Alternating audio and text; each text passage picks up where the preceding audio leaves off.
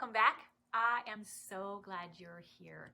I'm Stephanie Haynes, and if this is your first time here, I hope you'll take a look around at some of the other videos I've done, and if there's something you'd like to have me speak more about, just let me know. And if you're not already a subscriber, I hope you will consider becoming one. So today we are talking about something that is really big, so we're going to see if we can get this done in a good amount of time. But the idea here is, what is the ultimate definition of success? And how are teens these days determining that definition for themselves? And so it's a big two-part question, and I'm going to try and answer it as clearly as I can. But let's talk about this. The ultimate definition of success, right? When you think of success, what do you think about?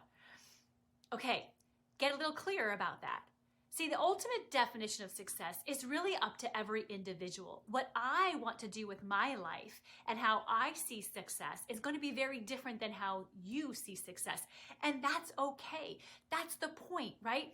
The American dream, while it has gotten images personified as it was not designed to be this, 2.5 kids and the white picket fence and all this stuff. It was designed so that everybody in this country could walk in and go, I am dreaming about this, and given the chance to pursue it, to achieve it on their own terms, right? That's really what success is based on the American dream, right? And the American dream may not have the right connotations for you, and that's okay. Remove that phrase. The idea here is success is up to you. Only you can define it. Only you can achieve it. The problem, though, is that especially for teens, and then again, we grow up, right? We become adults. We tend to get that definition determined for us by the culture around us. And this is key for us to pay attention to. If you look back at your life when you were in high school, chances are you determined what you wanted to do with your life after high school based on a number of exterior factors. Things like what was going to make your parents proud, right? What were things your parents were talking about, thinking that you should do? What was the cultural norm of when you were making that decision? What was the expectations of the culture at that time? See, those two things combined make a huge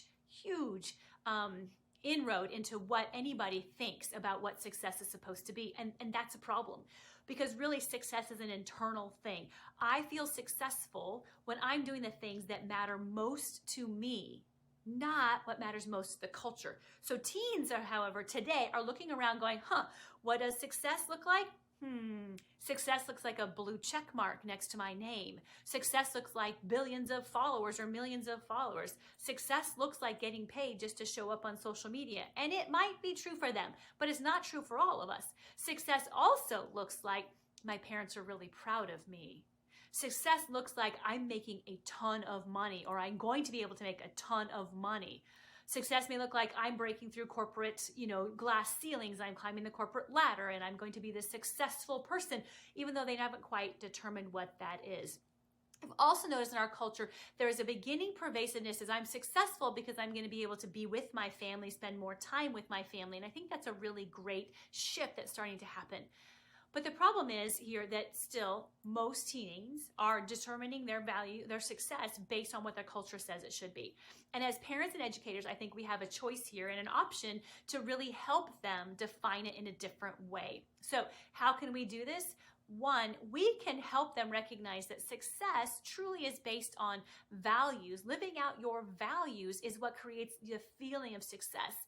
So you may maybe be making a ton of money, but at the expense of your physical, emotional health, relational health, and you may be lonely and miserable. Is that really success?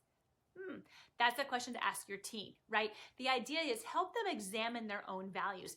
When they start having a really strong reaction to something, and either negatively or positively, say, hey, what value is at play right now for you? Is it something that you feel that all people should be treated fairly and they're not in this circumstance? Is that bothering you? And this is not to question it, it's just to help them identify. Also help them identify their strengths, right? Not everybody is cut out to be a CEO, and not everybody really wants to be one. Not everybody either is cut out to be a carpenter, right? So the idea here is, what are the strengths of your teen and how can you call them out? The third thing is to remind them that there is value in every career and every career path. There is no career that is not essential in our communities. When you think about it, whatever career you can name, there's an essential role for that job in this community or in any community you're living in, right? So you want to make sure that you're helping your teen destigmatize any careers and any career options, and that you're voicing that to them. Because listen, your teen has to define success for themselves, not about what you think this should be successful for their life. It has to be what they think is successful for their life.